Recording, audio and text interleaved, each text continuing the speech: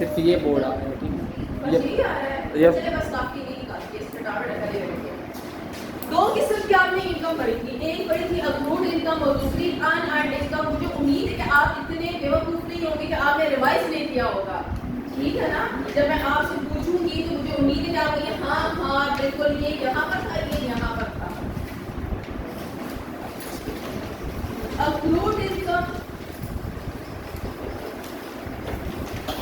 And unearned income combined. Accrued income and unearned income combined. अगर आपको याद हो तो आपने एक्सपेंसेस में भी ऐसे ही पढ़ा था, accrued expense and prepaid expense combined। उसी तरह अब आप इनकम की आपने दो किस्म की पढ़ी थी, accrued income and unearned income। अब आपने इसको भी क्या कर देना है, कंबाइन कर देना है। accrued income का मतलब क्या होता था, accrued income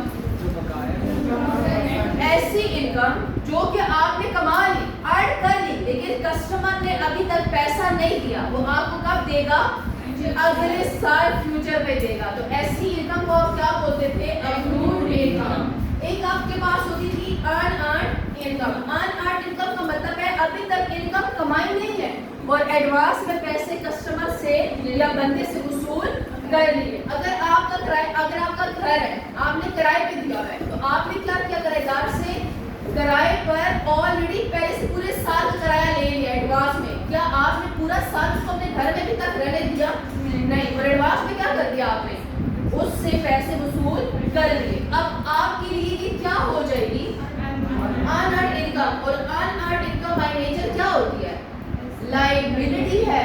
आपने फ्यूचर में उससे अपने घर में रहने देना है। अब बाउंड हो गए हैं, किस चीज से बाउंड हो गए हैं, कि आपने जो पैसे एडवांस में ले लिए उसके बदले आपको उसको अपने घर में रहना देना पड़ेगा। आप पर ऑब्लिगेशन है, पाबंदी आई हुई। और अक्रूड इनकम क्या होती है, एसेट। क्यों, फ्यूचर में आपको कस्टमर पैसे देगा, किराएदार पैसे देगा, फ्यूचर में फायदा होगा, तो क्या हो गया आपके पास accrued income by nature asset हो गया। जब मैं अक्रूड इनकम का टी बनाती थी, अक्रूड इनकम का, तो मैं यहाँ पर लिखती थी इनकम। ऐसा है, चार चीजें आती थी इनकम में। एक आपके पास आती थी ब्रॉड डाउन अक्रूड इनकम, यहाँ पर आती थी कैरिड डाउन अक्रूड इनकम। यहाँ पर क्या आता था, SOCI, जो आप मालूम करते थे। और यहाँ पर क्या आता था, कैश रिसीव। ऐसा है, मैंने brought down accrued income debit side पे क्यों लिखा है, एसेट है। एसेट का ब्रॉड डाउन हमेशा अपने नेचर के हिसाब से आता है, और कैरी डाउन की साइड पर आता है, अपोजिट साइड पर आता है।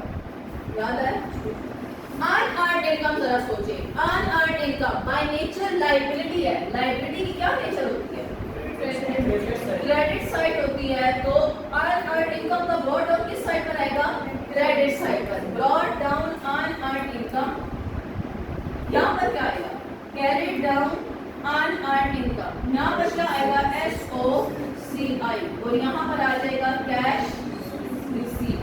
इन दोनों में कौन सी दो चीजें कॉमन, SOCI और कैश रिसीव। क्या मैं इनको इकट्ठा करके लिख सकती हूँ एक कंबाइंड में, कैसे, एक टी बनाया मैंने इनकम के नाम। यहाँ पर मैं लिखूंगी ब्रॉड डाउन अक्रूड इनकम, यहाँ पर कैरिड डाउन अक्रूड इनकम, यहाँ पर ब्रॉड डाउन अनअर्न्ड इनकम, यहाँ पर कैरिड डाउन अनअर्न्ड इनकम, यहाँ पर SOCI, और यहाँ पर आ जाएगा कैश रिसीव। इस कैश को इस SOCI को मैंने मिलाकर एक ही ली है। या तो हमने एक्सपेंस का भी इसी तरह बनाया था, एक्सपेंस का भी, अक्रूड एक्सपेंस और प्रीपेड एक्सपेंस का।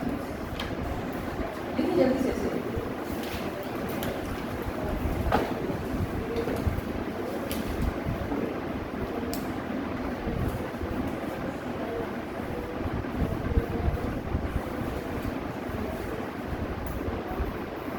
और उसके बाद हम अपनी बुक का एक सवाल निकालेंगे, towards subject.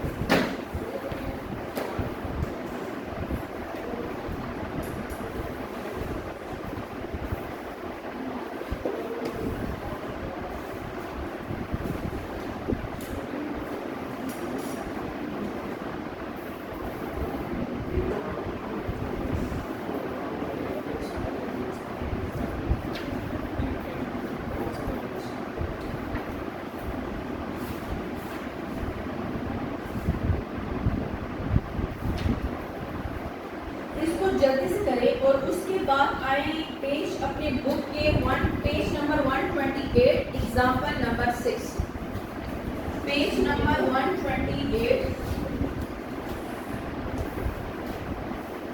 Example number 6, page number 128 example number 6 bones के नाम से। मेरा छोटा भाई था, छोटा था, बोन्स से याद नहीं होता। इधर B1 क्या हो गया उसका?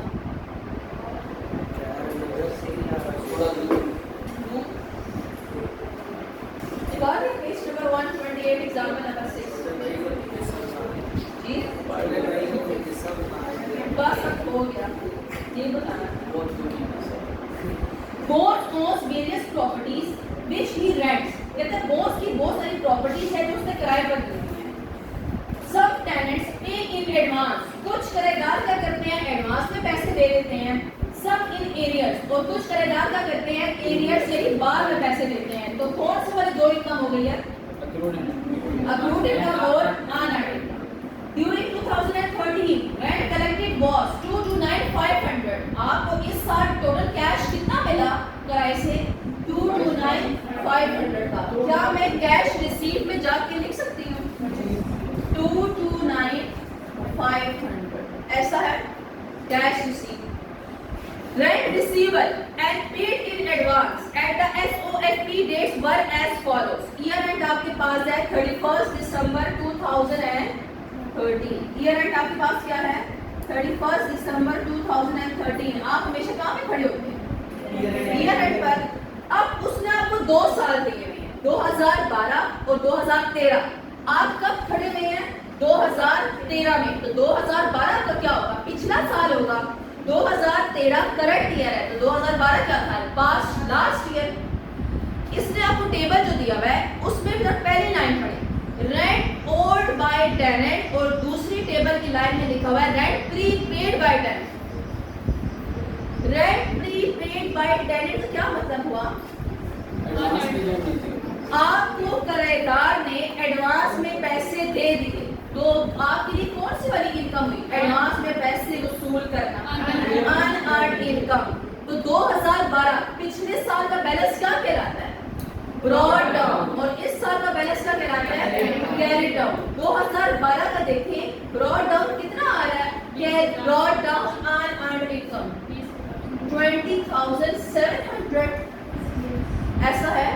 और 2013 का दिया है अनअर्न्ड इनकम कैरी डाउन कितना दिया है? 15,300। जरा देखिए, नजर आया? रेंट प्रीपेड बाय टेनेंट का मतलब है आपको किराएदार ने एडवांस में पैसे दे दिए, तो पिछले साल का बना ब्रॉड डाउन, इस साल का बना कैरी डाउन। ये क्या लिखा हुआ है? Rent old by tenant. किराएदार ने अभी आपको पैसे देने हैं, अभी तक दिए नहीं, कब देगा? फ्यूचर में। तो आपके लिए कौन सी वाली इनकम हुई? Accrued income. तो 2012 पिछले साल की इनकम आपके पास क्या कहलाएगी? Brought down. और इस साल की कैरी डाउन। तो 2012 को जरा देखें, पिछले साल के आपको किराएदार ने कितने पैसे दे रहे थे? 34,200। और इस साल के आखिर में कितने पैसे देने हैं? 40,500। तो SOCI निकाल सकते हैं आप? कितनी आएगी? निकाले जरा SOCI।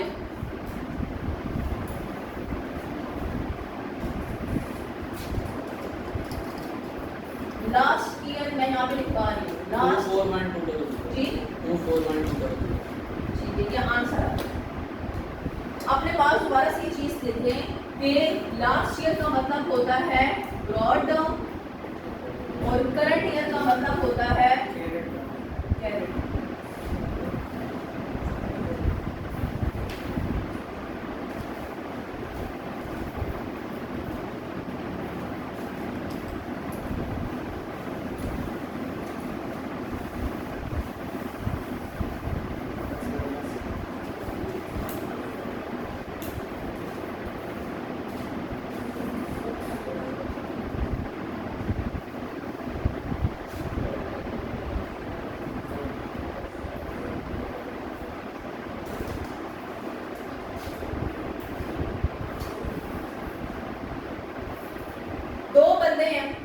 एक ऑनर भाईजान है, दूसरा किराएदार टेनेंट भाईजान है। ऑनर ने जरा सोचिए, इनका लिखा मिस्टर करें, इसका एमसीक्यूज अभी आगे आएंगे। Tenant paid in advance, tenant ने एडवांस में पैसे दे दिए, तो टेनेंट के लिए रेंट बाय नेचर क्या होगा? एक्सपेंस। जो बंदा कैश दे रहा होता है उसके लिए एक्सपेंस होता है, जो कैश ले रहा होता है उसके लिए क्या होती है? इनकम। किराएदार भाईजान के लिए एक्सपेंस यूज होगा क्योंकि वो पैसे पे कर रहा है। किराएदार ने एडवांस में रेंट पे कर दिया, रेंट पेड इन एडवांस, तो हमारे टेनेंट किराएदार भाईजान के लिए कौन सा एक्सपेंस बन गया? ना प्रीपेड एक्सपेंस, एडवांस में पैसे दे दिए, ऐसा है। इसने तो पैसे दे दिए, इसका एक्सपेंस बन गया। ये ऑनर भाईजान क्या कर रहा है? 2000 पैसे एडवांस में वसूल कर रहा है, तो इसके लिए क्या बन जाएगा? Rent receive in advance, unearned income. थोड़ा बहुत पहले पढ़ा। एक बंदे के लिए क्या है? प्रीपेड एक्सपेंस, और जो बंदा वसूल कर रहा है उसके लिए क्या है? Unearned income. ऐसा है। अगर किराएदार ने अभी तक किराया नहीं दिया, किराएदार ने अभी तक किराया नहीं दिया, तो किराएदार के लिए rent outstanding not yet paid क्या बन जाएगा? Accrued expense. अभी तक 1000 रुपए किराएदार ने नहीं दिए, किराएदार अगले साल देगा, तो किराएदार के लिए कहाँ से एक्सपेंस बन गया? Accrued expense. और जो बंदा रेंट ले रहा होता है उसको तो अभी तक पैसे मिले ही नहीं है, कब मिलेंगे? फ्यूचर में, तो उसके लिए रेंट क्या बन जाएगा? रेंट नॉट येट रिसीव, अभी तक आपको पैसा नहीं मिला किराए का, इसके लिए क्या बन जाएगा? Accrued income. यानी एक बंदे का प्रीपेड एक्सपेंस वसूल करने वाले का क्या बन जाता है? Unearned income. एक बंदे का अक्रूड एक्सपेंस देने वाले का क्या बन जाता है? Accrued income. क्लियर? ये रिलेशनशिप समझ आया? आप अपने दोस्त की एग्जांपल लेंगे, आपने पैसे देने हैं, अभी तक दिए नहीं, अक्रूड एक्सपेंस आपका, आपके दोस्त को अभी तक नहीं मिले, तो उसके लिए क्या बन जाएगा? Accrued income. आपने एडवांस में पैसे दे दिए, तो आपके लिए प्रीपेड एक्सपेंस, आपके दोस्त ने एडवांस में पैसे ले लिए, तो अनअर्न्ड इनकम। क्लियर?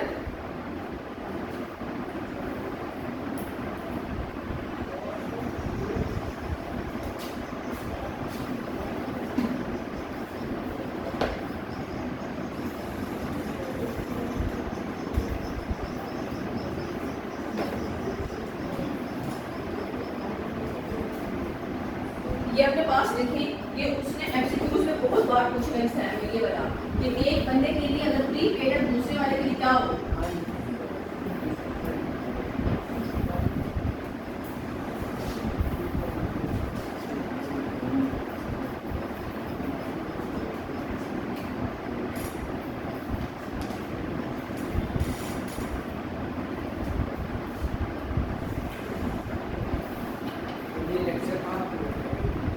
देखते हैं कहाँ अपलोड करें। नहीं, बाद में मतलब बार पसंद देखता रहे करता है। हाँ बाबा, ये आप जो है ना वो सिर्फ बच्चों के लिए ही है।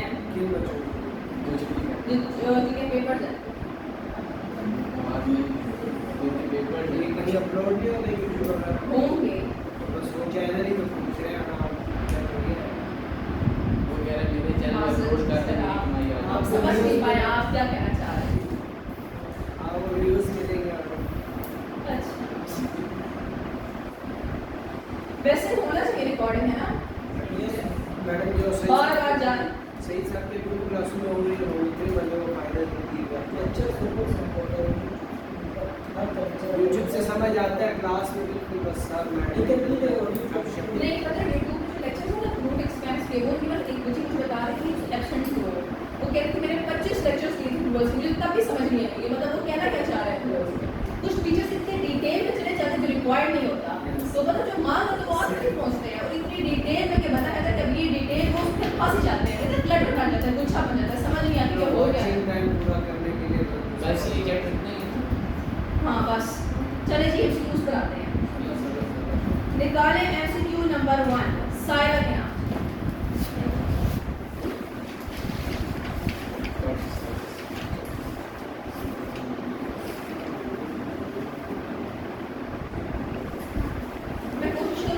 रिकॉर्डिंग कर लूँ। स्टार्ट है और क्या है? चलना आगे का मतलब क्या है क्लासेस में सत। चलिए जी एमसीक्यू नंबर 1 देखिए सेम इसी तरह का ही है कंबाइंड। एमसीक्यू नंबर 1 जल्दी करें ऐसे।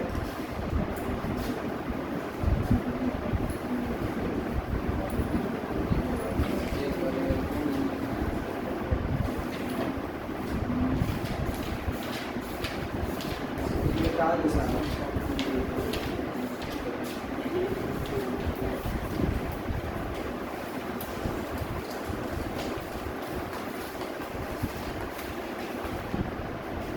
अब्बास साहब ने एक यहाँ पर प्रैक्टिस में रिकॉर्डिंग करनी है। अस्सलाम अब्बास बोल रहे थे वो भी वही वाला जज्बाती इस बात है। जो कह रहा था सेल्स को डेबिट साइड में आना चाहिए। ओ अच्छा वो फल्ला मुझे तेज दिमाग आया।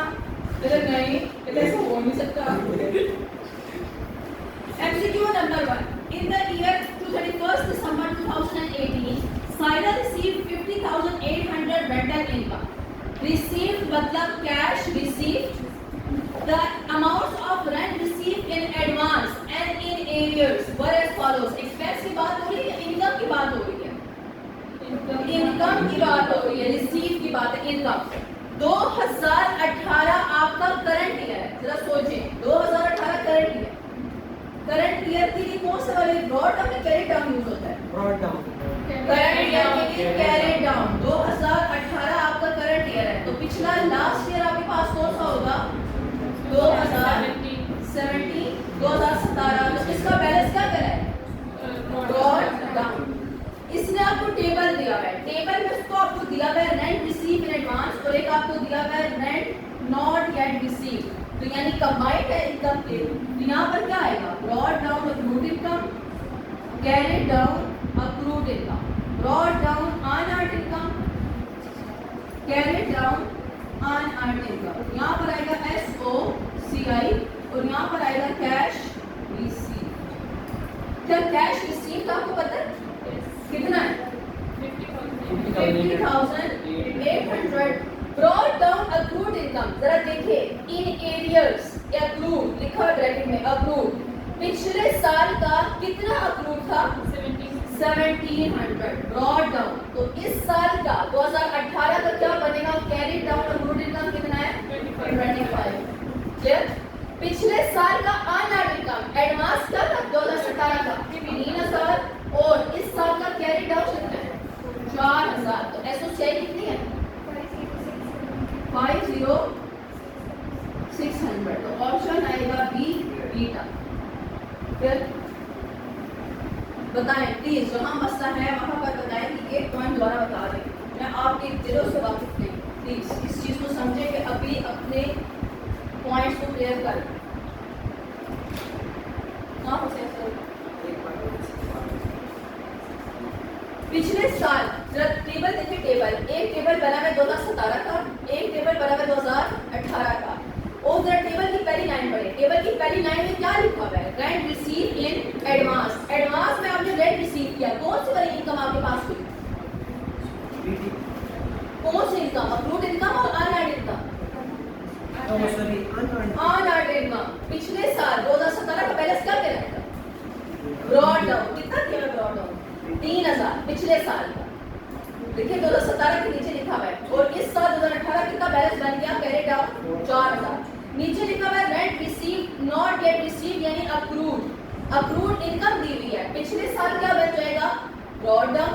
और इस साल क्या बचेगा? 2500 कैरी डाउन। कैश रिसीव दिया है एसोसिएशन लिखा है। कैश रिसीव पहली लाइन में दिया है। क्लियर है?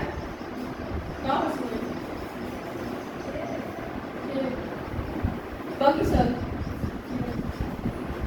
आप सारे समझ आ गई पल्ले पड़ गई। चलिए जी सेकंड वाला क्या करें? सेकंड वाला कितना आसान है ये आप करके बोलेंगे। ये नहीं फिर क्या है? On 1st March 2017 1st March 2017 को Zahra pays an insurance premium of 2400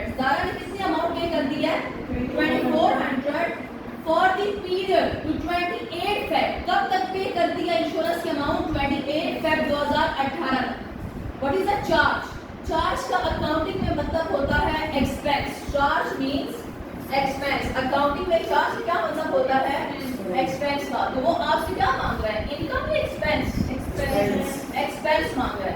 कहता है what is the charge to the statement of profit और loss for the year ended 31 October 2017 and prepayment in the SOFP. आपका year and, सबसे पहले ऐसे MCQ solve करते हुए आप क्या लिखते हैं? Year and.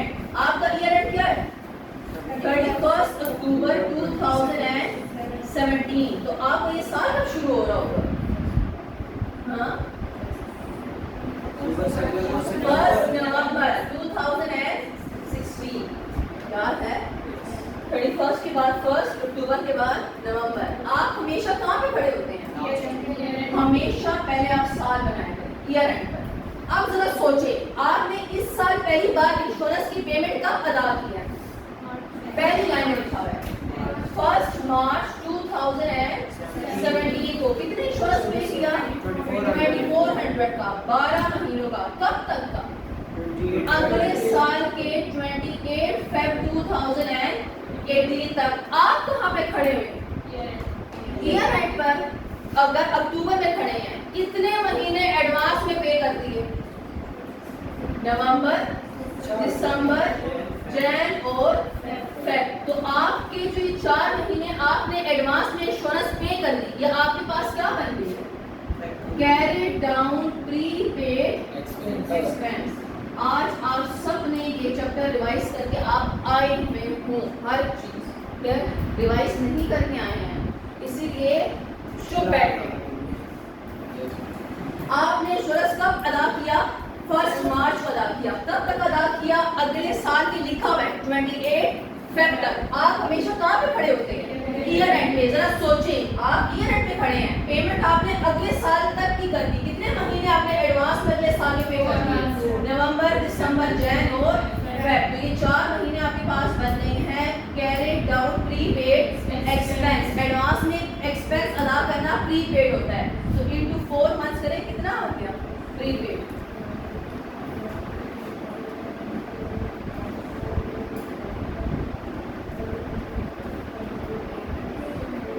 800। क्या आप एक्सपेंस कटिंग बना सकते हैं? Expense cutting prepaid expense by nature क्या होता है? एसेट। एसेट एडवांस में पैसे पे किए।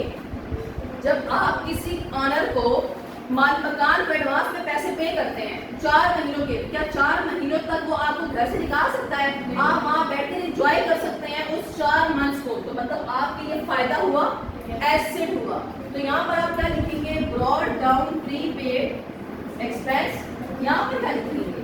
Carry down prepaid expense. यहाँ पर आएगा cash paid during the year. इस साल जितना भी कैश पे किया, और यहाँ पर आएगा SOCR। क्या उसने पिछले साल की कोई इंफॉर्मेशन आपको दी है? नहीं। तो ब्रॉड डाउन प्रीपेड क्या होगा? 0। इस साल का कैरी डाउन कितना है? 800। इस साल आपने कैश कितना पे किया, कितना दान किया? तो SOCI कितनी आई? तो ऑप्शन कौन सा है? 1600 SOCI एंड 800 प्रीपेमेंट। ऑप्शन बी हुआ बीटा, है ना?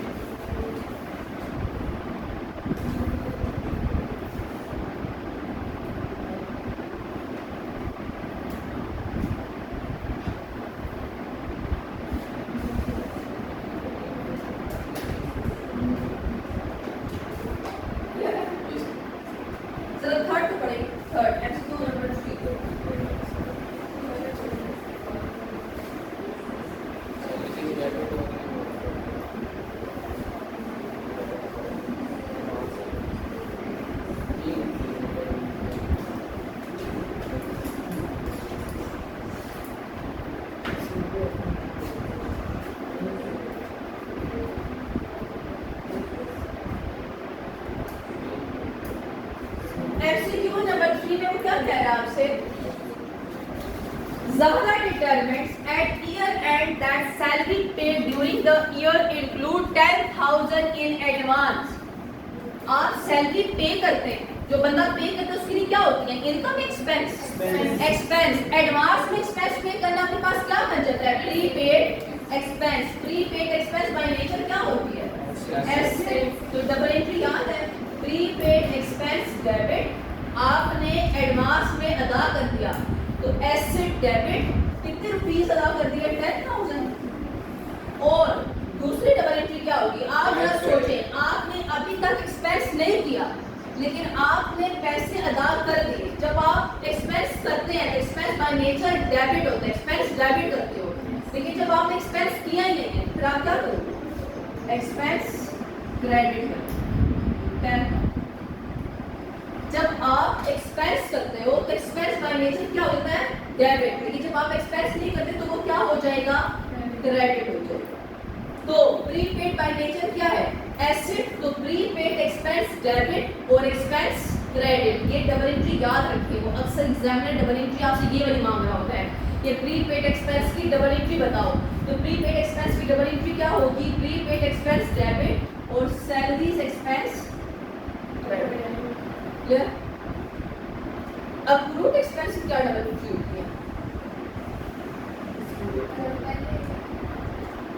जरा सोचें, इसको तो ऑप्शन सी है। अगर मैं कहूं इफ अक्रूड एक्सपेंस, फिर क्या होगा? अक्रूड एक्सपेंस बाय नेचर क्या होती है? अभी तक आपने पैसा अदा नहीं किया, लायबिलिटी। तो लायबिलिटी क्रेडिट साइड पे आती है। Accrued expense credit. और क्या आपने उस इलेक्ट्रिसिटी से बेनिफिट्स हासिल कर लिए? कर लिए ना, तो क्या हो जाएगा? एक्सपेंस या सैलरीज एक्सपेंस या इलेक्ट्रिसिटी एक्सपेंस डेबिट। देखें दोनों एंट्रीज अपोजिट है। वहां पर एक्सपेंस क्या हो रहा है? प्रीपेड में क्रेडिट हो रहा है, यहाँ पर क्या हो रहा है? Debit. Accrued expense by nature liability है, तो इसलिए क्रेडिट। तो दूसरी चीज क्या जाएगी? एक्सपेंस। आपने बिजली कंज्यूम कर ली, पैसे अभी तक नहीं दिए, तो जो चीज आपने कंज्यूम करनी उसे क्या बना दो? डेबिट कर दो। अब आपका एक्सपेंस हो गया। जब तक आप बिजली कंज्यूम नहीं करते आप उसे अपना एक्सपेंस नहीं बोलते हैं। जब आपने बिजली कंज्यूम कर ली तब आप क्या बोलेंगे? मेरा क्या बन गया है? एक्सपेंस कर। क्लियर? प्रीपेड में हमने क्यों एक्सपेंस डेबिट क्यों नहीं किया? क्योंकि अभी तक हमने ना उस घर में रहे हैं ना हमने बिजली कंज्यूम की, तो हम एक्सपेंस डेबिट क्यों करें? तो इसलिए हम क्या करते हैं? Expense credit. क्लियर? तो इसमें ऑप्शन आएगा ऑप्शन सी।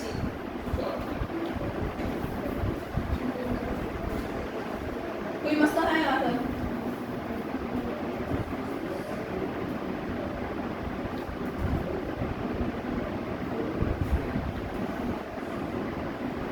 ये डबल एंट्री दोनों आपको याद होनी चाहिए कि आगे हमारे एमसीक्यू में एमसीक्यू नंबर 4 अक्रूड एक्सपेंस की नीचे डबल एंट्री लिख दें ताकि याद है। एमसीक्यू नंबर 4 में वो आपसे कहता है on year and a business has outstanding electricity bill of 50,000। Outstanding means brought down और कैरी डाउन? ईयर एंड पर कैरी डाउन होता है। ईयर एंड का बैलेंस क्या कहलाता है? करंट ईयर के ईयर एंड का बैलेंस क्या कहलाता है? Carry down. पिछले साल का बैलेंस क्या कहलाता है?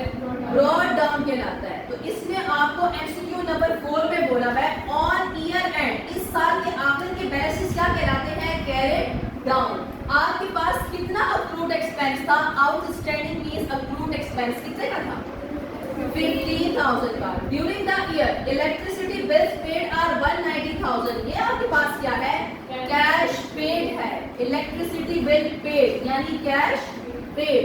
What adjustment will be required to utilities expense account regarding the outstanding bills? क्या मांगना चाह रहा है आप? सोचिए क्या मांग रहा है आपसे? हाँ जी, SOCI वो आपसे मांग रहा है। वो आपसे क्या मांग रहा है? SOCI। जरा सोचें, प्रीपेड एक्सपेंस है या अक्रूड एक्सपेंस है? एक्सपेंस है। तो आप डबल एंट्री क्या करेंगे, ब्रॉट डाउन अक्रूड एक्सपेंस, यहाँ पर क्या लिखेंगे, कैरी डाउन अक्रूड एक्सपेंस। यहाँ पर आपके पास क्या आएगा जी, आउटस्टैंडिंग। Outstanding means accrued. यहाँ पर आएगा कैश पेड, डबल यहाँ पर लेजर, यहाँ पर क्या आएगा SOCI। क्या इस MCQ में एग्जामिनर ने कहीं पर ब्रॉड डाउन का जिक्र किया हुआ है पिछले साल का? तो ब्रॉड डाउन क्या हो, 0। इस साल के आखिर में आउटस्टैंडिंग बैलेंस कितना था, 15,000। इस साल आपने कैश कितना ला किया, 190,000। तो क्या आप SOCI निकाल सकते हैं? नहीं सॉरी, इससे मालूम है but adjustment will be required to utilities expense account regarding the outstanding bills। outstanding bills का मतलब ऐसे देखिए लास्ट लाइन में ही करेक्ट होगा, सॉरी ये भी ना करिए, उसने outstanding bills का मतलब है। outstanding bills by nature आपके पास क्या होती है, accrued expense। accrued expense की क्या डबल एंट्री होती है, expense debit और accrued expense credit। कितना है आउटस्टैंडिंग बिल, 15,000। मांग क्या रहा है, ये जरा पढ़े स्टेटमेंट पढ़े, what adjustment will be required to utilities expense account. कहते हैं एक्सपेंस की किस साइड पे लिखूं, एक्सपेंस डेबिट साइड पर कितना, 15,000। तो एक्सपेंस डेबिट 15,000। तो आपके पास बनेगा ऑप्शन बी बीटा। ये दो स्टूडेंट्स का 3-4 बार आ चुका है पेपर में सवाल, ये वाला। उसने आपसे मांगा क्या हुआ है, आउटस्टैंडिंग मींस अक्रूड एक्सपेंस की डबल एंट्री लिखो, expense debit accrued expense credit. लेकिन स्टेटमेंट पढ़े वो कहते हैं एक्सपेंस की लेजर में किस साइड पे लिखोगे, डेबिट साइड पे, एक्सपेंस डेबिट। पहले पढ़ा, चलिए जी। इसके बाद MCQ नंबर 7 पर तो आए। MCQ नंबर 7 बताती हूँ। MCQ number 7, which of the following is asset account? Prepaid expense asset होता है आपके पास। अक्रूड एक्सपेंस क्या होती है, लाइबिलिटी। अर्नड इनकम क्या होती है, लाइबिलिटी होती है। तो इसमें आएगा MCQ नंबर 4 में आएगा ऑप्शन ए, सॉरी 4 नहीं 7, ये 4।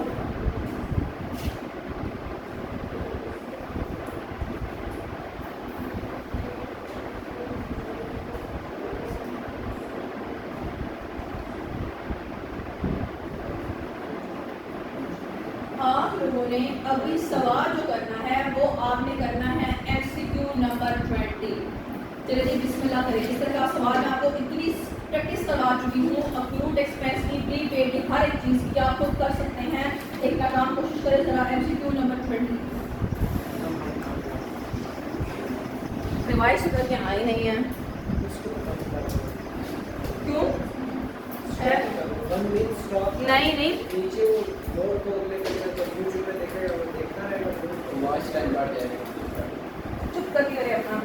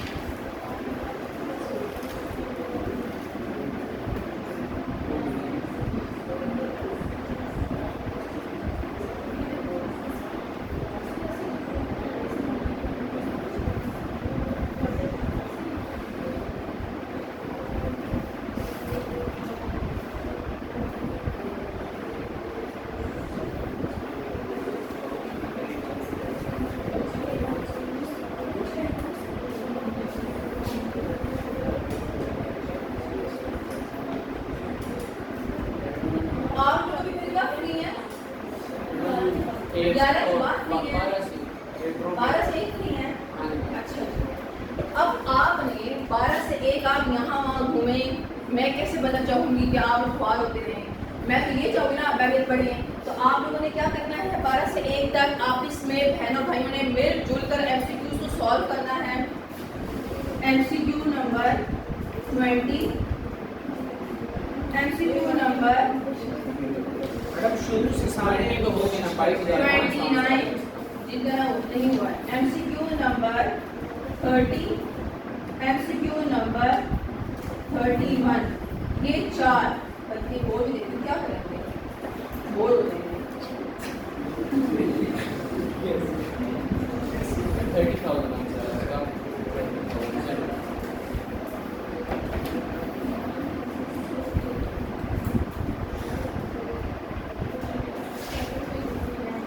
MCQ नंबर 11, बस आपने ये 5 MCQs करने हैं 12 से 1 के बीच में। फिर जब मैं आऊंगी फिर मैं आपको कराऊंगी, एटलीस्ट जब मैं आपको करवा रही हूँ तो आप बिल्कुल लालो नहीं बैठे। चले जी, आपने 12 से 1 में हर सूरत ये करना है और ठीक 1 बजे मैं यहाँ पर आऊंगी। आप सब होंगे इंक्लूडिंग अरसलान सबसे पहले होगा, मोबाइल से ऑन किया होगा और लग जाएगा। छोटी सिस्टर को असल तो वैसे रियलाइज कहते हैं।